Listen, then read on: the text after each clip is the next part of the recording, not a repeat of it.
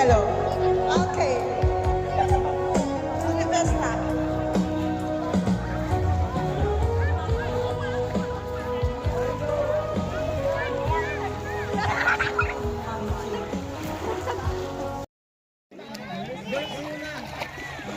Ganito lang po pagkagabi dito sa Orusa, wala nga lang ilaw dito sa may dagat.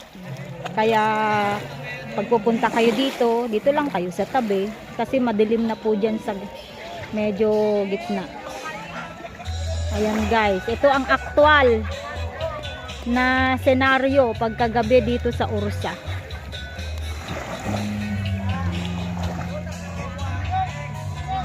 Ayan.